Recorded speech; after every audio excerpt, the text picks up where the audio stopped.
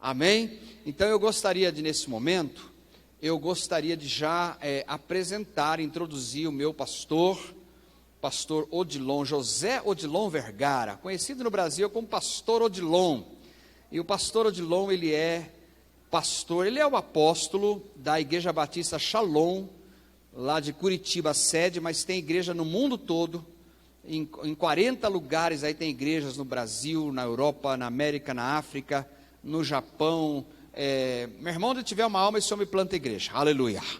E ele tem me inspirado demais, ele tem colégio para princípios cristãos, muitos trabalhos sociais, e eu tenho devagarzinho, procurado aprender, me aproximar cada dia mais para aprender os valores. Vamos receber o pastor Odilon com uma forte salva de palmas, por favor. Vai tirar o retrato?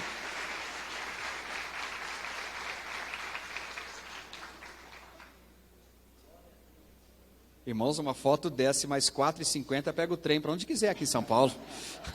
O pastor Odilon, ele cuida da minha vida, ele ora por mim todos os dias, desde 2006. Desde 2006 que ele assumiu-me como um discípulo, e eu tenho procurado nesses 13 anos, aí já indo para quase 14 anos, né? Eu ainda tinha cabelo, hoje está mais artificial o dele era pretinho, mas nesses 14 anos eu tenho aprendido, muito mais do que célula, discipulado, etc., eu tenho aprendido um coração, um DNA, né? Tenho aprendido um DNA de cuidar dos pobres. O colégio, já conseguimos implantar o primeiro, mas nós vamos até a Universidade para Princípios Cristãos, né? Ele começou com 4 alunos, hoje ele tem 750 alunos, né? E nós vamos nessa pegada também. Já estou trabalhando para 2020, nós temos berçário no nosso colégio, né? Já estamos trabalhando, e 2021 começa a primeira série, com certeza absoluta. Vamos juntos ou não vamos juntos? E você sabia que a nossa escola já triplicou o tamanho dela já, viu? É impressionante. Hoje estive lá à tarde, ele olhou, a nossa estrutura lá está linda, inclusive agora estão abertas as reservas de vagas, viu? Você que é membro, você divulga o colégio, né? Esse colégio da igreja, esse colégio Geração Conquista, ajude a divulgar, viu? Nós estamos com preços promocionais sensacionais, né? Mas melhor marketing que pode ter é você que é membro da igreja. Quantos acreditam que nós podemos interferir uma geração através da educação? Quantos creem nisso? Não, com essa força não, vou perguntar de novo. Quantos creem que a gente pode transformar uma geração? Eu creio, querido, eu creio mesmo. Ele tem visto, inclusive o genro dele, pastor Tiago, hoje ungido, estudou no colégio, foi aluno criancinha do Colégio Batista Shalom, e hoje é genro dele. Então eu creio que isso cura as famílias, traz ensino, traz crescimento. E trabalhos sociais que o pastor Odilon tem feito, plantação de igreja, ele discipula muitos pastores no Brasil, e tem sido assim desafiador. Cada vez que eu converso com ele já me desafiou tantas coisas hoje à tarde, agora à noite, que eu já saio pilhado já para tantas coisas lindas que Deus tem feito através da vida dele. Amém, gente? Quem não conhecia o pastor Odilon, primeira vez que está vendo, levanta a mão aí, deixa eu ver. Isso, olha aí, muita gente que não conhecia ele pessoalmente, não conhecia, que legal, porque eu sempre falo de você aqui nos cultos, mas é muita gente nova que está chegando na igreja também, né? Graças a Deus. Então, queridos, vamos receber a palavra de Deus, a primeira ministração dessa semana vindo novo Odres Novos, e eu quero orar agora, e quero honrar a presença do meu discipulador aqui, do meu pastor. Amém? Estende a mão para cá em nome de Jesus. Pai, nós queremos louvar o teu nome e te agradecer, porque quem tem pastor, quem tem discipulador, tem proteção, tem transferência de unção, tem transferência de herança, de legado, de DNA. Então eu te louvo, Pai, porque eu tenho proteção. Eu tenho a proteção do sangue de Jesus, mas eu tenho proteção também, Pai, eu tenho cobertura espiritual do meu discipulador, pastor Odilon. Eu oro pela vida dele, da pastora Sinorá, Eu oro, Senhor, pela Midian, pela Talita, pela Rebeca. Eu oro pelos seus genros. Eu abençoo o seu neto, suas netas. Eu abençoo agora a viagem da pastora Sinorá, que nesse momento está embarcando para os Estados Unidos. Guarda a vida da tua ungida, Pai, na ida, na volta, que ela seja lá um canal para esse encontro com Deus de mulheres lá na América. Usa-a, Pai, como um farol aceso, iluminado, cheio de unção, Pai, naquele lugar. Pai, nós oramos, te agradecemos pela vida do pastor Odilon, que mais uma vez, Pai, o Senhor possa usá-lo para nos confrontar, nos tratar, nos direcionar, para que o teu nome seja glorificado. A ti a honra e a glória, no nome de Jesus. Amém e amém. Glória a Deus.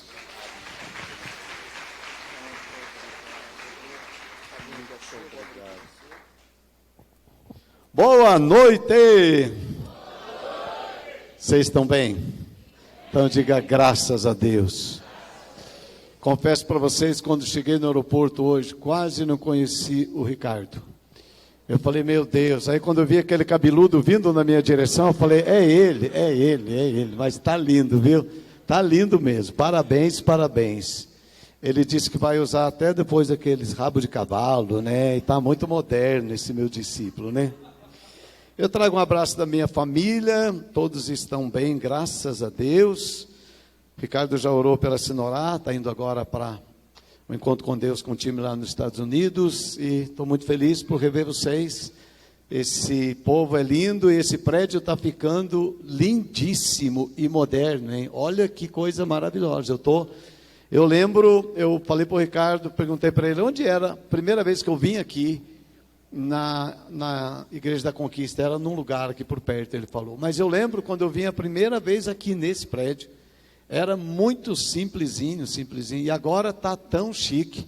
Quando eu entrei ali, mais uma vez eu me confundi, eu falei, eu acho que eu estou no Templo de Salomão em São Paulo, né? Mas depois eu vi que não era. Mas, que bom que você está aí, eu estou certo que a semana vai ser muito abençoada. Eu vejo o coração do apóstolo Ricardo, da bispa Débora e dos pastores e pastoras, bispos e bispas dessa casa, dos apóstolos, uma grande fome da presença de Deus, um desejo de conhecer ao Senhor. E o tema desta conferência, que já acontece há alguns anos, me é particularmente muito precioso. E como eu preguei sobre esse tema na igreja domingo passado, eu vou pregar com o mesmo tema, né, que eu preguei lá em Curitiba. Queria pedir para o pessoal da mesa, por gentileza, coloque o meu tema, se você puder. A turma lá está me ajudando. E eu sei que você vai compreender bem facilmente, né, assim, que esse é o meu tema. Se você puder, diga graças a Deus. Todos que entenderam, diga aleluia. Eu acho que quando você olha, né, para mim é muito simples o tema de hoje à noite.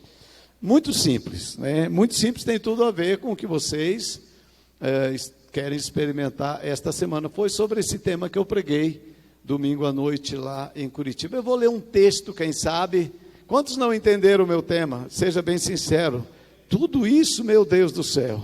Mas eu vou ler um texto e eu espero que isso ajude você a começar a entender o tema que quero falar com vocês hoje à noite. Mateus, capítulo 9, verso 14 até o verso 17. Mateus 9, 14 a 17. Eu estou lendo na versão NVI. Então os discípulos de João vieram perguntar-lhe: por que nós, os fariseus, jejuamos e os teus discípulos não jejuam?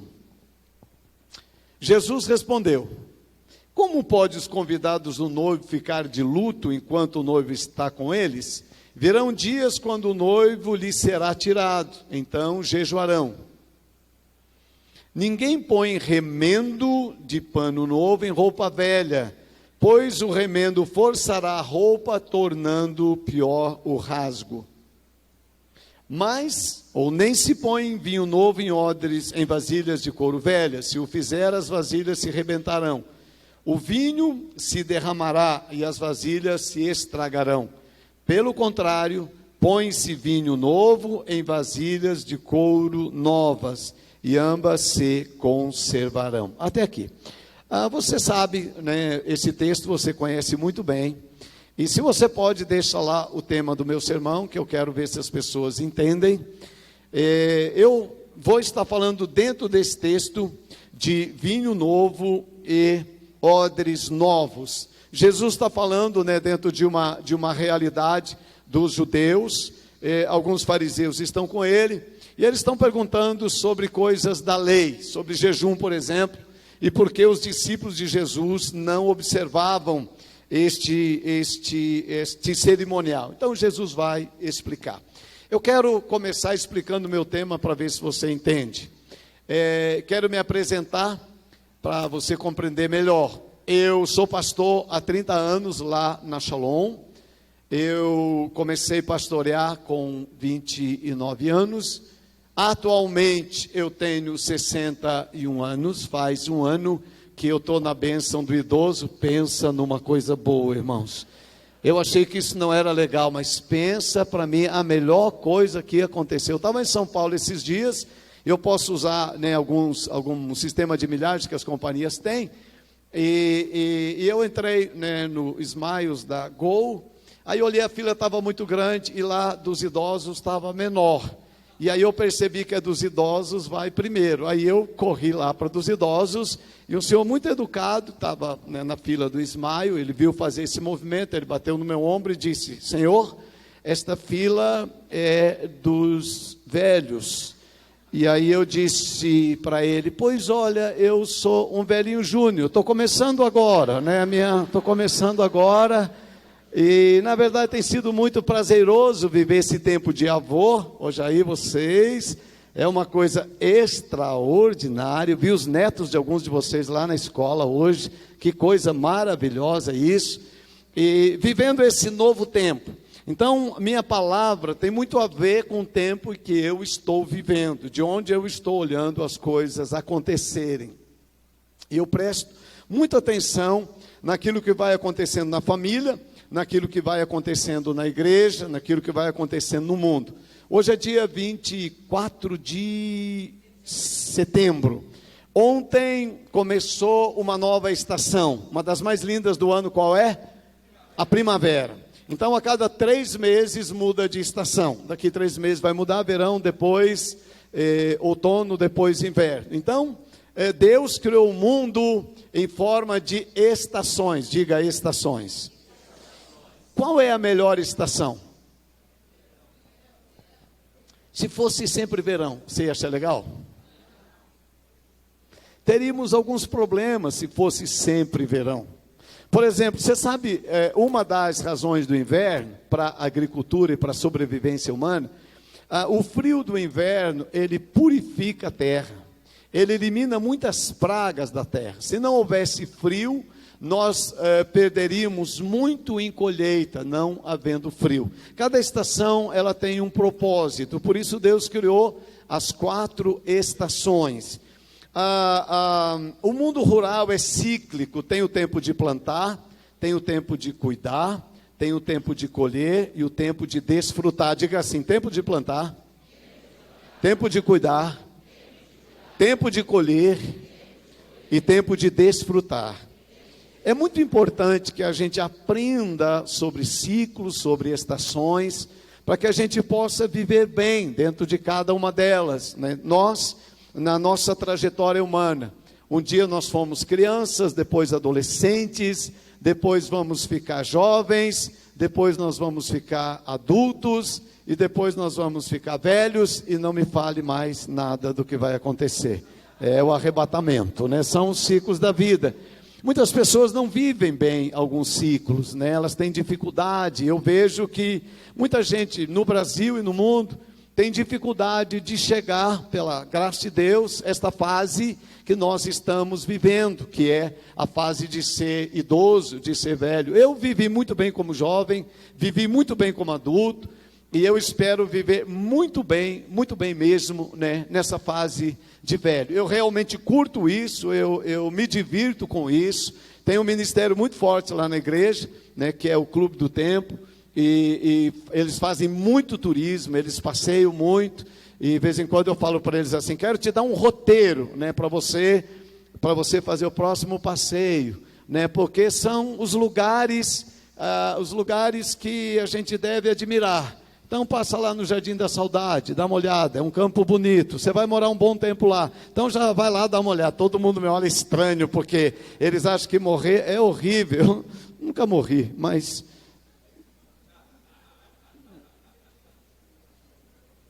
eu quero estar com Jesus e você. Amém. Então está tudo bem. Então aproveito muito bem essa coisa, esse tempo, né, e quero viver muito, muito bem esta fase. Então, veja só, vamos lá para o meu tema. Isso aqui é eu. Isso aqui é Shalom. Está tudo traduzido aqui. Pode ser você, pode ser sua família, pode ser a igreja que você frequenta, não talvez aqui a igreja da Conquista. Esse pontinho da primeira linha, ele fala de quando eu comecei o ministério 30 anos atrás. Era meu primeiro ministério, tinha acabado de sair do seminário. O meu passado ministerial era muito pequenininho. Eu tinha casado há pouco tempo, tínhamos só a Midian com 1 aninho de idade.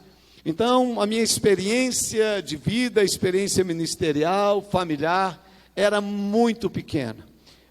Eu quase não tinha história para contar sobre ministério. Esse quadradinho, ele representa o meu presente. Então, o meu passado era pequeno, o meu presente é igual ao seu, é só de um dia. Presente não é mais do que um dia para ninguém, porque ontem já é passado e amanhã é futuro. Então, presente, só um dia, diga um dia. Presente é muito rápido. Mas o meu futuro era muito grande, muito grande. Eu olhava para frente, tudo estava para construir na Shalom. Não tinha escola, não tinha chácara, só tínhamos aquela pequena igreja, mas tudo estava para construir. Então, o meu futuro era muito grande, muito, muito grande. 30 anos depois, tudo que Deus fez, se você me ouvir, se você for na Shalom, você vai ver uma completa inversão. Vai para a linha de baixo. Agora, o meu futuro é muito grande. Eu tenho muita história para contar. Aconteceu muita coisa boa na igreja. O meu passado. Aconteceu muita coisa boa na igreja. A minha família cresceu. Nós éramos 3 pessoas, agora já somos 11 pessoas. Muita gente, como o Ricardo falou, igreja, escola, muita coisa. O meu presente continua do mesmo tamanho um dia. Agora o meu futuro ficou pequeno. Quando eu olho para frente, meu futuro é pequeno. E eu olhei isso do ponto de vista da Shalom, e eu vi a mesma coisa. O nosso futuro estava pequeno. Quando um futuro fica pequeno, é quando nós olhamos demais para o passado. Nós temos histórias demais, coisas demais aconteceram, e aí deixamos de olhar para frente. E aí isso acontece. Então, quando eu olhei para isso, eu falei: Deus amado, isso é estranho, você ter um passado grande e um futuro pequeno. Eu pensei, eu vi a Shalom nisso, a Shalom muito estagnada, a Shalom muito olhando para trás, aquilo que Deus fez, alguns milagres que Deus tinha feito. E aí eu disse: Deus, e agora? Nós vamos ter que viver assim sempre? Porque isso é muito estranho, olhar para frente e não ver um grande futuro para frente. As coisas melhores ficaram para trás, as maiores experiências com Deus ficaram para trás, está tudo no passado, o presente é muito pequeno, e eu não vejo muita expectativa em relação ao futuro. Então, eu pensei, como é que eu posso levar a igreja, viver novamente aquele primeiro ciclo? Eu, pessoalmente, não posso viver de novo o primeiro ciclo, porque eu não tenho como apagar o meu passado. Meu passado já é uma realidade.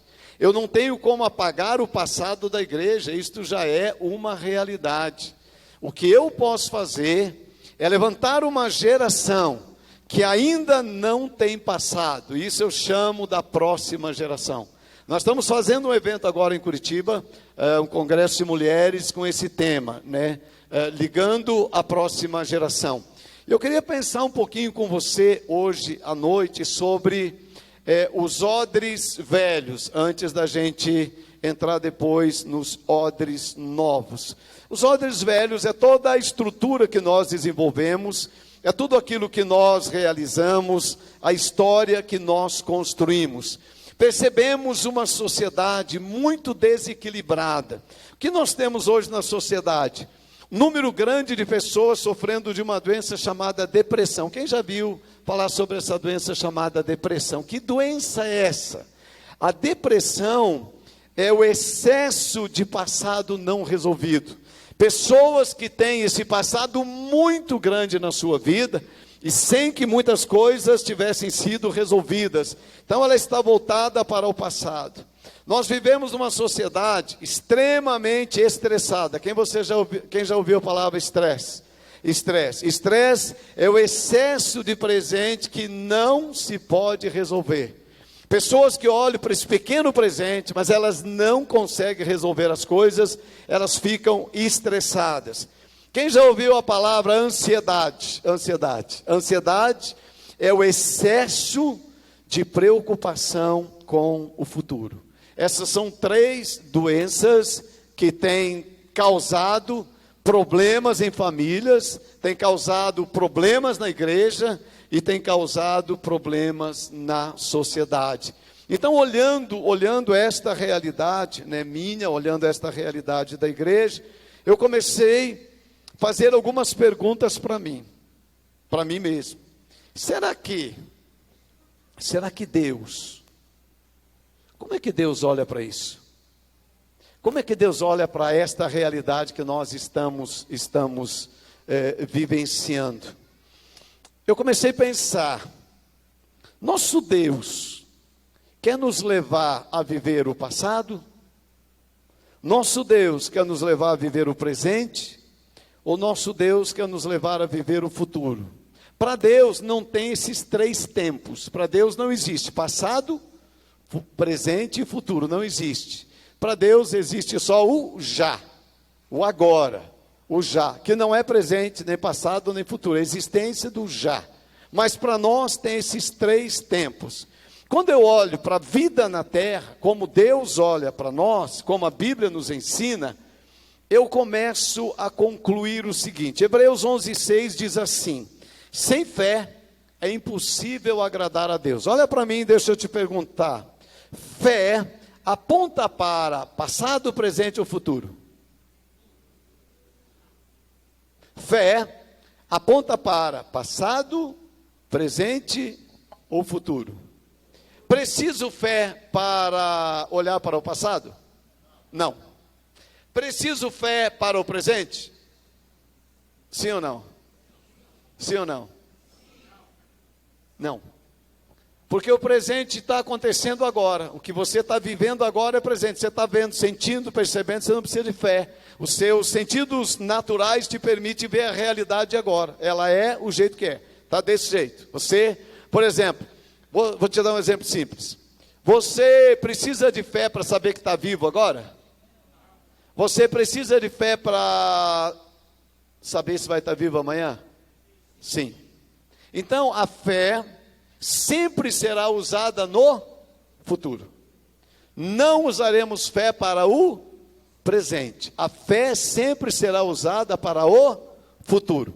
Hebreus 11:6 diz: sem fé é impossível agradar a Deus.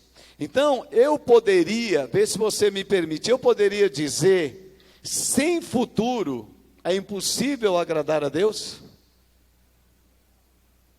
Sem futuro é impossível, sem futuro é possível agradar a Deus? Não. Se eu não estou conectado ao futuro, se eu não estou ligado por meio da fé àquilo que vai acontecer, eu não posso estar agradando inteiramente a Deus. Por exemplo, a vida eterna é agora ou no futuro? Futuro, no futuro. Novos céus, nova terra é para o futuro. Eu vou mostrar para vocês, eu queria que você entendesse isso. Isso vai ser bem importante, eu penso, talvez, não sei se hoje ou para frente. Quem está mais interessado no seu passado, Deus ou o diabo? O diabo. O diabo está interessado no teu passado e no teu presente. O diabo não está interessado no teu futuro. O diabo nunca te acusa dizendo, amanhã você vai roubar, amanhã você vai adulterar, veja, não, ele nunca vai falar isso para você. O diabo sempre vai lidar com o seu passado, e muito com o seu passado e um pouquinho com o seu presente. Muito com o passado. Agora eu pergunto, Deus está interessado em lidar com o seu presente e com o seu futuro, mais do que ele está interessado no seu passado, sim ou não? Sim. Eu quero mostrar para vocês na Bíblia como Deus está interessado no nosso futuro. Como Deus está interessado no futuro da sua família. Deixa eu perguntar para você. Disse para você uma pessoa que sempre me tem respostas boas. Vem aqui, por favor. Você é muito inteligente, então por isso que eu vou perguntar para você. Você é uma pessoa, hoje, que está mais interessada no que passou na sua vida ou naquilo que está por vir na sua vida? Naquilo que está por vir. Você está mais interessado no passado do apóstolo Ricardo, ou você está mais interessada no futuro velhinho que você vai ter? No futuro velhinho que eu vou ter. Velhinho cabeludo. Você olha mais para você, que já viveu quase 90 anos. Estou brincando, minha filha.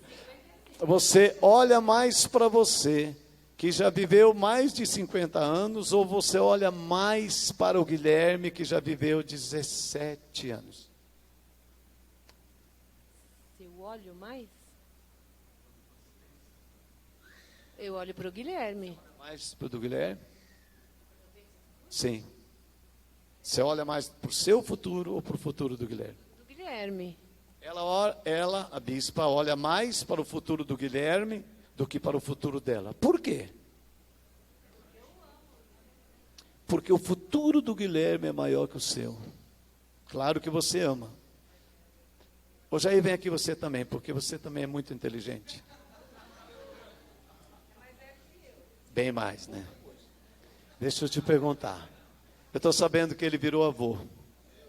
Ele já era bobo, né? Brincadeira, ele já era brincalhão. Agora, meu Deus do céu. Como é que é o nome do seu neto? Augusto. Augusto. Bonito igual avô. Deixa eu te perguntar, quantos meses tem Augusto? 4. Você está mais interessado no futuro do Augusto ou no seu futuro? No futuro do Augusto. Sério. Você acha que ele está falando sério? Então dá para eu perceber que essas duas pessoas preciosas que eu tenho na frente, Bispa Débora e Bispo Jair, eles estão mais pensando no futuro do que no presente e no passado. Está correto a minha interpretação? E você? Você é uma pessoa que pensa mais no futuro ou você pensa mais no passado? Apóstolo, vem aqui para fazer a Trindade Santa, eu já vou encerrar aqui essa parte.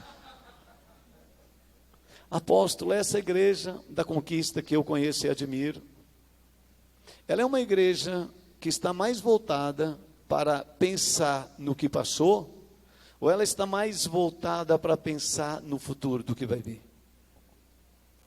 No futuro, total. Esse preto aqui atrás de mim, isso foi pintado em homenagem ao passado de vocês? Ou isso foi pintado numa projeção do futuro de vocês? Esse preto, vem aqui minha avó santa querida, vem aqui que eu te amo tanto. Vem cá, eu amo tanto.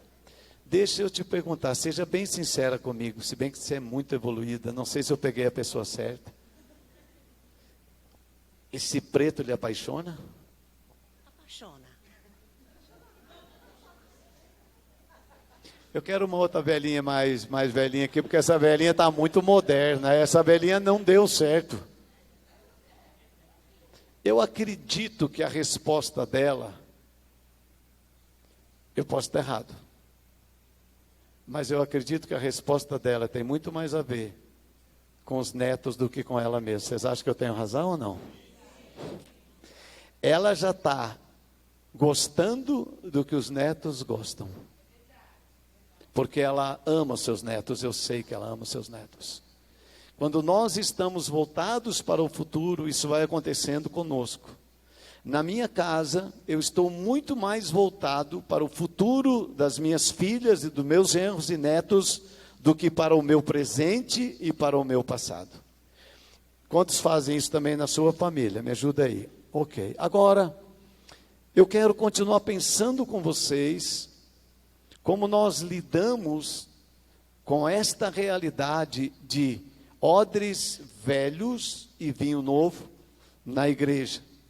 Nós, na nossa casa e na nossa família, tudo que nós queremos é que os nossos filhos e netos tenham um excelente futuro e até deixamos que as coisas sejam feitas do jeito deles, contanto que permaneçam com os nossos valores e a cultura do reino que trazemos.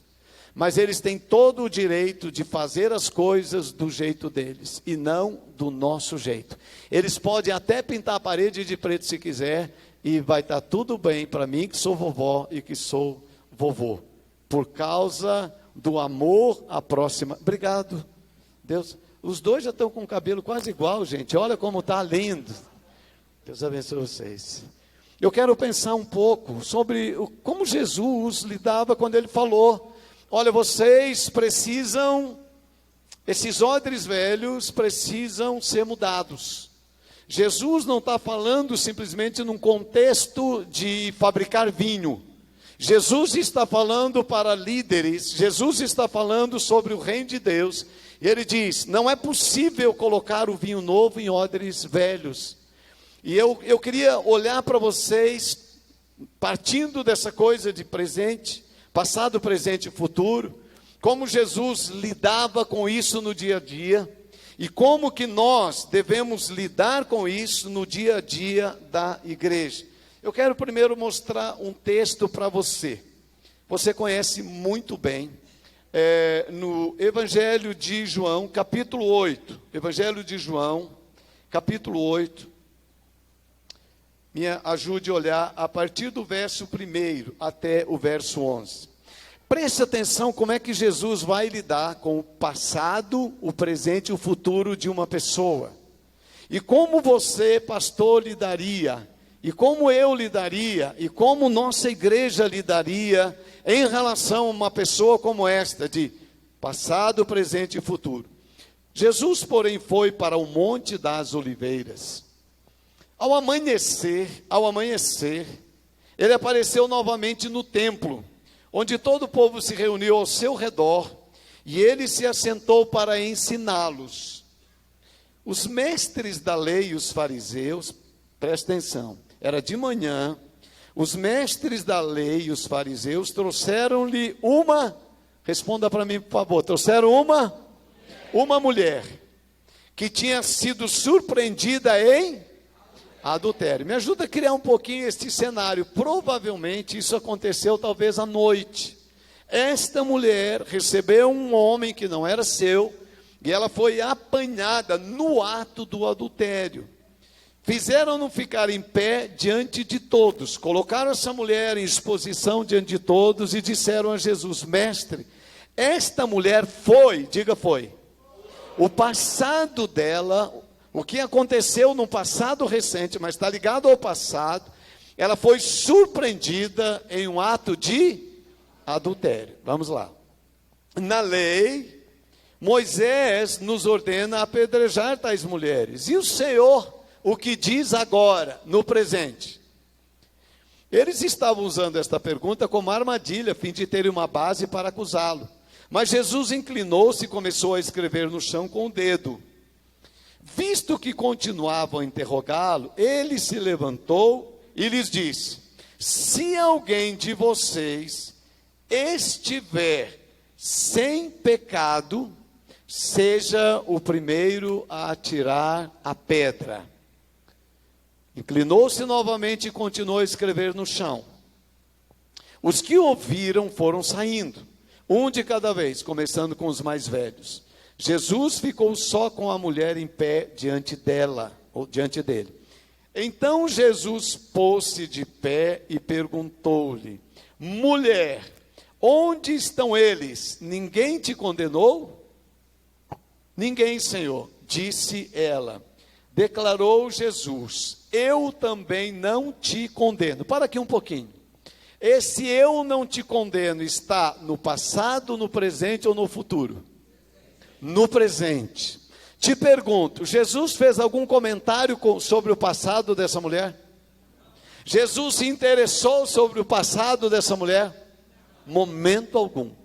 Jesus não vai ao passado desta mulher.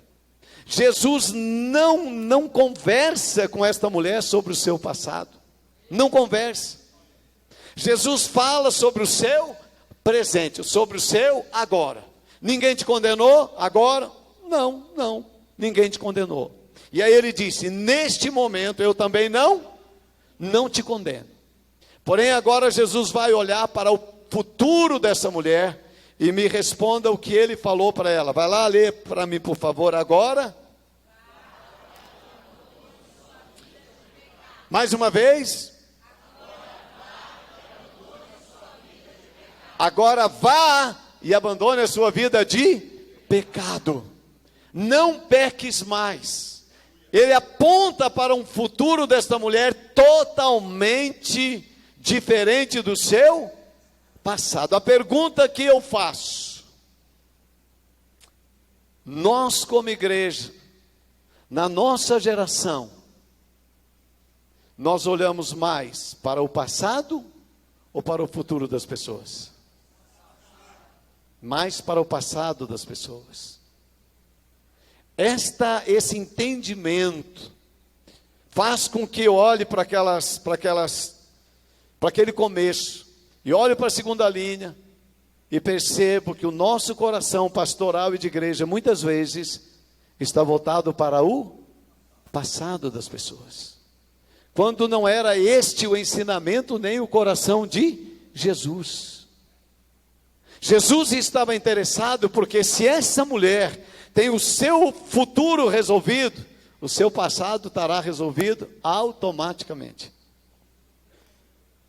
Então quando eu olho, eu falo: Jesus, o Senhor trabalhava com o presente e trabalhava com o futuro. E eu como igreja estou trabalhando mais com o passado e um pouquinho com o presente. Essa foi a conclusão que eu cheguei olhando, aquilo que eu te mostrei no começo. Quero te mostrar um outro texto também, que vai ajudar você a compreender isso melhor. Vai lá comigo em João capítulo 21. Vai lá em João capítulo 21, a partir do verso número 15. Você conhece o contexto, então vai ficar fácil. Lembra que Jesus havia sido crucificado, ressuscitou. Antes de Jesus ir para a cruz, Pedro negou Jesus. Disse: não conheço, nunca tive com esse homem, não sei quem ele é. E aí Jesus ressuscita. Pedro volta para o passado, ele era pescador, ele volta a pescar, leva mais alguns irmãos, discípulos com ele. E Jesus o encontra na beira da praia. Quando Jesus encontra, Jesus pergunta assim, depois que eles comeram, se você ler os 14 versículos antes, Jesus vai falar de presente. Vocês têm alguma coisa aí para a gente comer? Ele fala: não tenho. Aí ele manda eles jogarem as redes, eles pescam, Jesus faz um fogo, assa o peixe, eles comem juntos. Quando eles terminam de comer, depois de comer, Jesus perguntou a Simão, Pedro: Simão, filho de João, você me ama realmente mais do que estes? Disse ele. O que foi que Pedro disse? Me responda, por favor. A pergunta de Jesus para Pedro tem a ver com o passado de Pedro? Pedro tinha feito uma coisa feia? Muito feia. Pedro havia negado Jesus. Pedro havia traído, de certa forma, a confiança que Jesus havia depositado nele. Pedro havia decepcionado Jesus. Jesus tinha todo o direito de ficar ofendido e nesse momento conversar com Pedro. Pedro, vamos conversar aqui. Por que você me negou? Você não acha que seria uma pergunta justa? Pedro, por que você fez aquilo? A pergunta que eu te faço: Jesus falou com Pedro sobre seu passado? Também não. Não tocou no passado de Pedro. Perguntou apenas sobre o presente. Pedro, você me ama mais do que estes? E ele disse: sim, Senhor, tu sabes que eu te amo. E aí Jesus fala: cuide dos meus cordeirinhos. Isso agora é futuro de Pedro. Pedro, a partir de agora, você vai ser um pastor, você vai cuidar dos cordeirinhos. E mais uma vez, Jesus pergunta para Pedro: você realmente me ama? E ele diz: Senhor, tu sabes que eu te amo. Ele diz: então pastoreia minhas ovelhas. Depois, a terceira vez, ele vai falar e vai dizer a mesma coisa. Ele disse: vai e cuide das minhas ovelhas. É impressionante como Jesus, ele está sempre lidando com o presente e com o futuro das pessoas. E eu penso que Deus nos chamou para que nós sejamos avivados, e a unção nova, o vinho novo, nos ajude a cuidar do presente e do futuro das pessoas na igreja. Esse é meu coração. É isso que eu entendo que Jesus está dizendo. Pedro, deixa essa estrutura velha, deixa esses odres velhos, Pedro. Eu não estou interessado neles, porque eu quero realmente derramar uma unção nova na sua vida. Eu quero fazer coisas novas na sua vida. Nesse tempo, eu realmente estou muito mais comprometido com o futuro da minha vida, da minha família e da nossa igreja do que com o passado. Seja meu, seja da minha família, seja da nossa igreja. Nós temos um passado maravilhoso lá, maravilhoso. Mas se nos distrairmos, nós invertemos a ordem de Jesus. Nós ficamos olhando para o que passou. Falamos: mas aquele tempo era bom. Naquele tempo tinha isso, naquele tempo tinha aquilo, né? A gente fazia tal coisa nesse tempo. E eu estou ensinando para a igreja o que passou. Diga assim: o que passou? Passou. Diga vocês todos juntos: o que passou, passou. Diga para você mesmo: o que passou, passou. Diga para o irmão: o que passou, passou. O que passou, passou. Eu estou tão animado nesse novo tempo que eu estou vivendo. Falei o apóstolo Ricardo. Eu estou muito animado. Mas eu estou muito animado. Eu estou animado com a igreja. Eu estou animado com aquilo que ainda vou fazer para a glória de Deus. Eu estou animado com a próxima geração que vai vir. Eu estou animado de olhar para os jovens da igreja, para os adolescentes, para as crianças. Eu estou animado demais. Agora dia 13, eu fui lá na escola hoje porque, para te ser bem sincero, eu acho que eu vim a São Paulo mais interessado naquela escola do que estar aqui com vocês. Eu fiquei maravilhado. Eram 7 crianças que tinham lá hoje, 7 ou 8 crianças que estavam lá, 8 crianças. Eu olhei para aquelas crianças e eu falei: meu Deus, isso aqui vai produzir demais. Aquelas crianças ali, vai produzir demais. Eu estou tão apaixonado, talvez isso não cause muito impacto em você. Eu não estou querendo causar impacto, eu estou querendo te ajudar a pensar naquilo que Deus vai fazer na Igreja da Conquista nos próximos anos, através dos filhos de vocês e dos netos de vocês.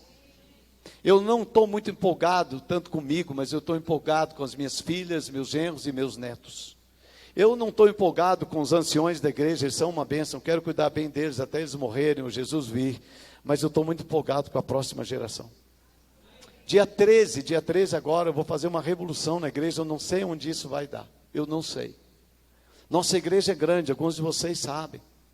Eu vou colocar toda aquela estrutura daquele tamanho, eu vou colocar na mão das crianças. Você também vai fazer isso? O meu pregador, que vai pregar nos cultos da Shalom, ele tem 11 anos. E eu chamei, eu estava falando essa palavra domingo, eu disse: olha, vocês me conhecem, eu tenho uma história grande, mas eu quero que vocês olhem menos para mim e olhem mais para ele. E aí eu dei o microfone para ele e falei assim: olha, fale, o que você está pensando que vai acontecer naquele dia? Ele falou, pegou o microfone assim, falou: pastor, vai ser uma bênção. Eu falei, quanto tempo você acha que você vai precisar para pregar? Talvez de 40 minutos a 1 hora. Eu falei, e o que você acha que vai pregar? Ele falou, estou orando já faz dias. Mas eu acho que eu vou pregar aquilo que é bem natural para mim, intimidade com Deus.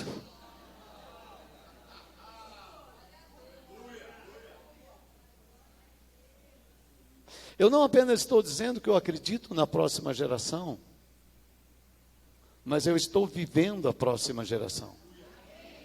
Como você acha que está a expectativa da igreja para esse dia?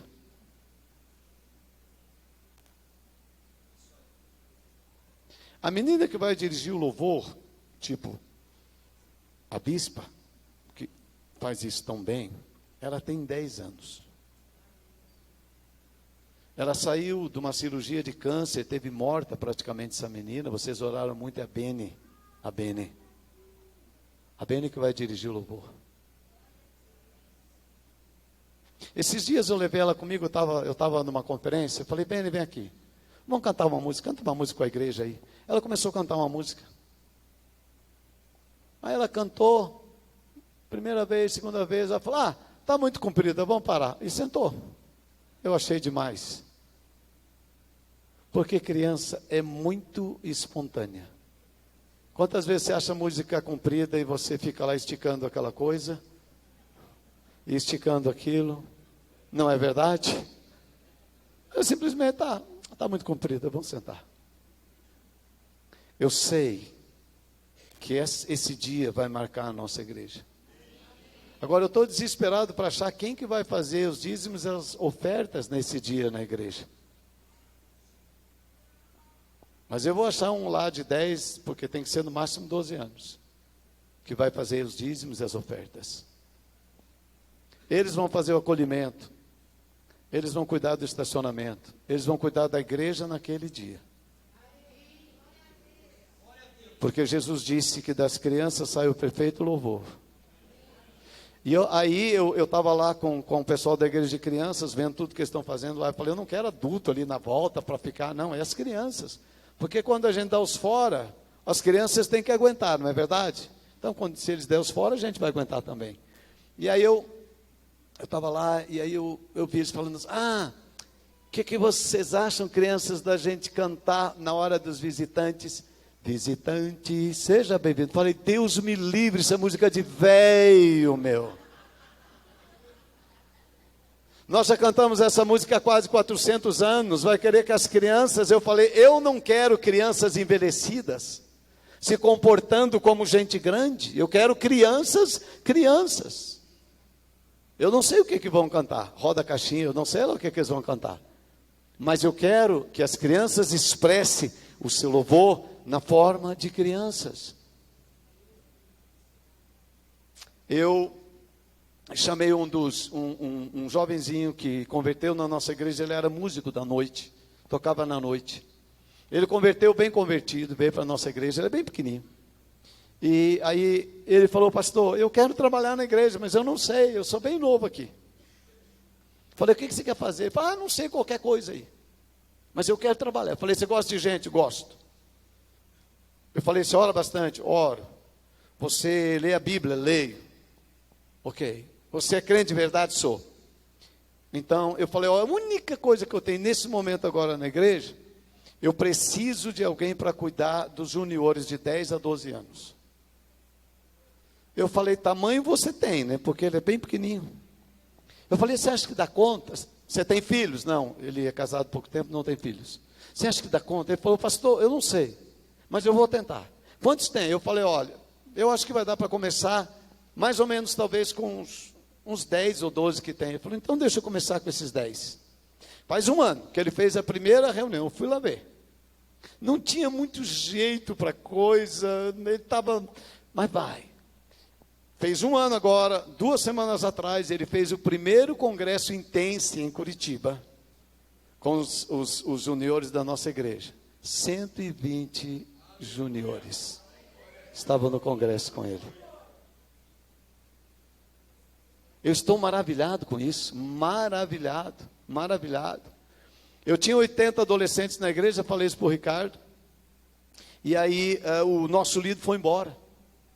E, na verdade, ele foi para uma outra igreja, esse nosso líder. Também acontece com a gente de vez em quando. Eu fico triste, mas acontece. Ele foi para outra igreja. E aí eu fiquei lá com aqueles 80 adolescentes sem saber o que fazer. Eu ia pegar um diácono para colocar, para cuidar dos adolescentes, que eu já fiz isso algumas vezes. Mas agora com essa visão, eu falei, não vou fazer isso não. Eu não tenho nada contra os diáconos. Deus os abençoe e os guarde para sempre. Mas eles têm um papel importante na igreja, mas não para cuidar de adolescentes, pelo menos eu penso. A menos que você queira adolescentes para o passado. Mas se você quiser para o futuro. E aí, eu olhei, eu estava viajando, e achei um irmãozinho, numa cidade, numa das nossas igrejas, um jovenzinho casado, pouquinho tempo. Pensa num casalzinho bonito, meio pobrinho assim, meio caipirinha, mas um casalzinho bonito. Falei, quer ir comigo para Curitiba? Trouxe eles para Curitiba. E ele começou a caminhar comigo lá, muito querido ele. Aí eu falei, rapaz, você podia me ajudar cuidando dos adolescentes. Ele falou, posso, mas eu quero te fazer uma pergunta. Ele falou, pastor, com todo respeito, você quer que eu cuide dos adolescentes do seu jeito? Ou você quer que eu cuide do meu jeito? O que você responderia, pastor? Eu precisei pensar, porque eu sabia que aquela pergunta não era uma pergunta comum. Eu sabia. Eu falei, bom, meu Deus, se for para cuidar do meu jeito, cuido eu, né? Vai ser melhor. Eu falei assim, eu quero que você cuide do seu jeito. Ele apertou a minha mão e ele disse, pastor, do meu jeito? Eu falei, sim. Fez 3 anos e meio que ele começou a cuidar dos adolescentes. Quando eu vou naquela reunião, falo, meu Deus do céu, isso realmente tem nada a ver comigo. Tem tudo a ver com ele. Ele reúne 800 adolescentes cada sexta-feira. 800 adolescentes. Vai ser em nome de Jesus. Em nome de Jesus. Ricardo, essa palavra eu estou trazendo com muito amor para vocês. Eu estou trazendo essa palavra com desejo, né? Eu queria poder pregar uma palavra que causasse um impacto maior agora. Mas eu estou querendo investir no futuro dessa igreja. Eu estou querendo voltar daqui a alguns anos, né? E eu já estou... Eu fiquei... O bispa, o Luiz está por aí, não? Luiz, vem aqui, meu filho, eu quero te ver de perto, porque eu nem... Vem cá. Eu vi esse menino, quando eu comecei a vir aqui, ele era um menino, gente. Não, nem põe esse bração na minha perna, que vão ver que teu braço é mais grosso que a minha perna. Não vamos fazer essa comparação aqui. Gente, quando ele começou a cantar, eu olhei para ver quem que estava cantando. Era ele. Débora, com todo o respeito que eu tenho por você, minha bispa. Eu pensei assim comigo. A véia vai dançar. Débora, que alegria, não é verdade, Débora, minha bispa? A nossa alegria é descermos para ver os filhos subirem. Esse é o nosso coração. Esse é meu coração nesse tempo. É o nosso coração. Agora, Luiz, eu fico pensando quando você tem 21 anos. Daqui a 6 anos dá para casar. Meu Deus, já arrumei confusão aqui, já vi. Luiz, com 21 anos, eu tinha uma paixão por Jesus. Eu queria fazer uma revolução por Jesus. Eu queria mudar tudo na igreja. Gente, pensa numa pessoa que queria realmente mudar tudo na igreja.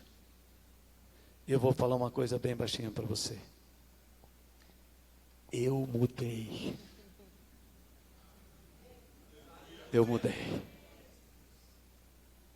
Quando eu assumi o ministério, Luiz, eu mudei tudo. Eu não desonrei os líderes do passado. Mas aquela estrutura do passado não servia. Eu vou te falar uma coisa, meu filho. Muda tudo. Muda tudo. Nunca desonre seu pai e a sua mãe. Mas a unção que Deus deu para eles é uma, para você é outra. Eu quero fazer isso, porque aqui tem um ponto interessante. Seu pai e sua mãe são admiráveis, admiráveis. Mas o que Deus tem para você, eu quero chamar o Guilherme também aqui, porque isso eu quero falar para os dois representando uma geração. É isso que eu vim fazer hoje à noite.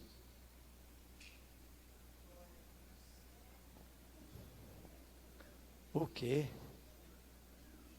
O quê? Que isso, Pia? Ainda joga esses cabelos para me fazer inveja? Que é isso? Que é isso? Joga mesmo. Joga esse cabelo, faz o que você quiser, meu filho. Mas mude tudo. Seu pai e sua mãe não vão ficar desonrados, não. Se você fizer em Deus. Sejam jovens. Entra aqui nessa casa e fica pensando, mas tá legal o preto lá na frente. Se você pudesse, o que mais você pintava? O quê? Calma aí. Calma aí, Luiz. Luiz, fala só para mim, para ninguém ouvir. Se dependesse de você, você pintaria isso de que cor? Não, tudo preto, tudo preto. Você concordaria com seu irmão? Tudo preto. Eu estou vendo que a coisa está ficando preta aqui, Ricardo, para o nosso lado. Que cor você pintaria o teto? Preto também. Você concorda com ele?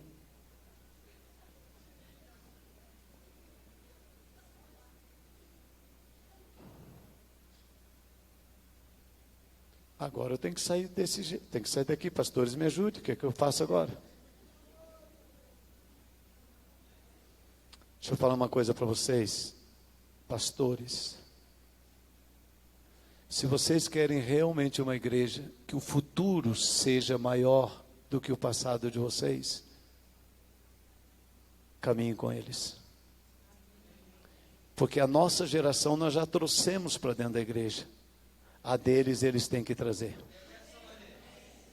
E eles não trarão a geração deles para dentro da nossa estrutura, é o que Jesus está dizendo. É isso que começou a quebrar o meu coração. Porque eu queria que eles trouxessem a geração deles para dentro da estrutura velha que eu tenho. Isso não vai acontecer. Vou falar uma coisa para vocês, pais, não ficarem preocupados e assustados com o que eu estou falando hoje à noite. Qualquer pai que ame seus filhos e que os queira bem, permanecerão numa igreja que eles não gostam muito, mas se seus filhos forem abençoados e apaixonados por aquela igreja. Mas deixa eu falar uma coisa em relação aos filhos. Filhos não ficarão na igreja dos seus pais se eles não gostarem. Por isso que, se nós fizermos uma igreja para os filhos, os pais vão ficar. Mas se nós fizermos uma igreja para os pais, os filhos não vão ficar. Para mim, isto muda a dinâmica da igreja. Eu fiz uma igreja em Cristo muito boa para a minha geração de 28, 29 anos. 30 anos depois, essa igreja é muito boa para nós, mas não é boa para os meus filhos e nem para os meus netos. E hoje eu estou muito querendo que meus filhos e meus netos realmente estejam felizes na igreja e eu posso suportar a igreja de preto. Porque daqui a pouco eles vão querer pintar de branco. E assim a vida vai. Quando eu olho para vocês, pensa como eu gosto de ver esses cabelos assim. Eu nunca usei cabelo assim. Ricardo, vem aqui. Vem cá. Fica aqui. Eu tenho uma notícia para te dar. Fica aqui do meu lado. Isso aqui vai só exemplificar o que vai acontecer nessa igreja. Seu cabelo nunca ficará mais como esse.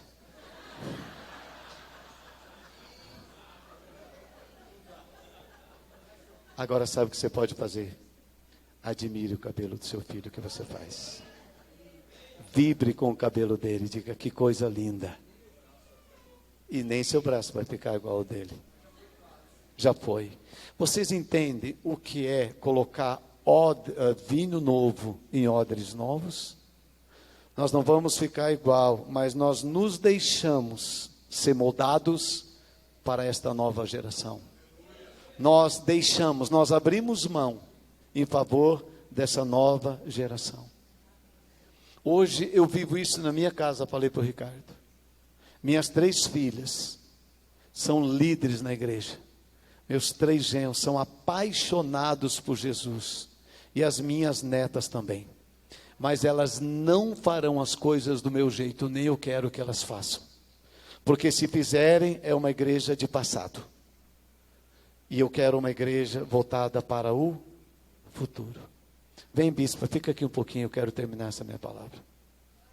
Odres novos. O melhor de mim.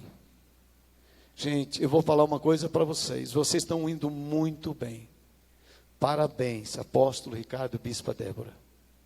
Vocês já fizeram algumas coisas aqui, por amor à próxima geração. Mas eu queria que vocês fizessem muito mais. Faz um favor, pega um envelope de dízimo ali para mim. Vai correndinho ali. Isso. Esses meninos estão lindos, né? Que futuro. Se você fosse fazer um envelope de dízimo, seria assim? Como seria? Acho que seria mais simples, uma cor só, assim. Não tem necessidade de ter esse desenho, assim. Você concorda com seu irmão? Concordo. Eu sei. Ricardo, deixa eles fazer o próximo envelope de dízimo. Meu desafio. Porque eu não apenas quero ter um discurso que eu creio na próxima geração. Eu quero dar lugar à próxima geração. Eu quero ainda desfrutar da próxima geração. Eu não quero ser uma rainha da Inglaterra. Ela tem 95 anos. O seu herdeiro, o rei, futuro rei, tem 72. Ela nunca verá um rei jovem, seu filho. Mas quando ele reinar, já será velho. E às vezes nós podemos fazer a mesma coisa, Ricardo. Nós protelamos tanto e não temos a alegria de ver os nossos filhos fazendo aquilo que nós fizemos na nossa mocidade. Isso mudou completamente o meu relacionamento com as próximas gerações da igreja.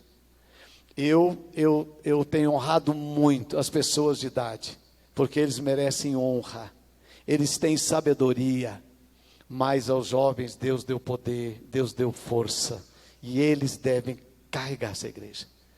Eu vou terminar lendo um texto de 1 Samuel, capítulo 17. Davi era um jovenzinho, eu imagino que ele era como você, ou podia ser como você, mas eu acho que ele não fazia academia, não era, eu acho que ele era mais como você. Ele era um jovenzinho que amava a Deus, ele amava a Deus, ele queria servir a Deus, ele tinha uma paixão por Deus, ele honrava seus pais. E um dia, ele chegou diante do rei Saul, diante do povo de Israel, e havia um insulto do lado dos filisteus, dos gigantes, contra Israel. E Saul já estava cansado, talvez, e ele não quis ir para aquela guerra. Mas Davi disse, deixa que eu vou. E aí Saul queria ajudar e disse, Davi, eu entendo de guerra, eu já lutei muitas guerras. Então, Davi, eu vou te ensinar como é que a gente luta numa guerra. Por favor, Davi, faça do jeito que eu fiz, ou seja, passado e presente. E ele colocou a armadura dele em cima de Davi. Saul fez isso. Davi tentou andar com aquela armadura e ele disse, não consigo. O Luiz vai falar para você, Ricardo, a estrutura é velha, não consigo. Faz sentido para você, meu filho? Guilherme vai dizer, papai, a estrutura é pesada, papai, eu não consigo. Eu tenho chamado igual o seu, papai. Eu quero servir ao Senhor igual a você, mamãe. Mas com essa estrutura eu não consigo. Ele deixou de lado e na simplicidade da sua geração, ele deu uma grande vitória para o povo de Israel. Eu estou certo que a próxima geração não vai fazer as coisas do meu jeito. Não vai fazer. Minha família se move nos mesmos valores, mas eles não pregam do meu jeito. Eles não fazem, eles não trazem nem Bíblia de papel para a igreja. Isso é uma afronta. Alguns anos atrás eu coloquei algumas placas na igreja. Por favor, desligue o celular ao entrar nesse santo lugar. Que vergonha. A geração deles precisa de celular. A geração deles precisa de redes sociais. Eu vivo sem, eles não. A geração deles é diferente. O mundo, presta atenção nisso, muda a cada 4 anos. Se renova. A igreja a cada 40. Como vamos alcançar esse mundo? A igreja está sempre atrás, sempre atrás, sempre atrás. Porque não entendemos o andar das gerações. Não entendemos. Talvez seria bem natural hoje para mim terminar orando pelo vinho novo. Mas eu vou terminar orando pelos odres velhos.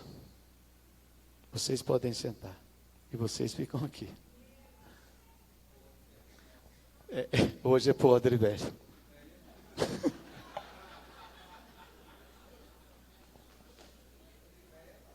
É nós. É nós. Foi tão lindo o que Deus fez. Gente, quando minha sogra me deu uma herança, eu peguei toda a herança e comprei o melhor que eu podia para minha família. Uma televisão Telefunken colorida, desse tamanho. Não serve mais para nada hoje, na minha casa. Porque eu dou o melhor para minha família. Eu dou o melhor na minha casa. Minha estrutura velha não serve mais. Eles não querem. Aquele celular grande eles não querem mais. Não, eles não querem. E eu não quero dar para eles as coisas da minha geração. Esses dias eu estava viajando e achei uma máquina de escrever, datilografia. Eu falei, vou comprar. Isso aqui vou dar para as minhas netas. E eu comprei. E está lá em casa até hoje. E elas não levaram. Elas falaram, vovô, esse seu computador é muito diferente, nós não vamos querer. Eu estou descobrindo que boa parte do que eu fiz não vai servir para a próxima geração. Eles não vão fazer do mesmo jeito. Eu estou aberto para isso. Na minha casa eu estou aberto para isso. Minhas filhas me aconselham. Eu tomo conselho com elas. E a minha vida está tão boa. E eu dou a elas um pouco da sabedoria que eu tenho. E está fazendo uma conexão tão linda de gerações. E na nossa igreja está acontecendo a mesma coisa.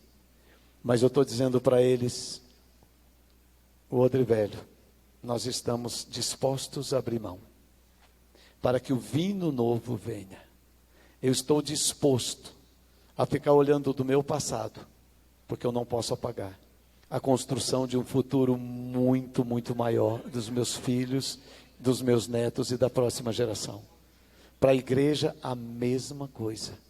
Então, eu queria pedir, se tiver jovem para tocar, os jovens vão lá para cima tocar, o Luiz, o Guilherme, todo mundo que é jovem lá, e os odre velho vem comigo aqui na frente.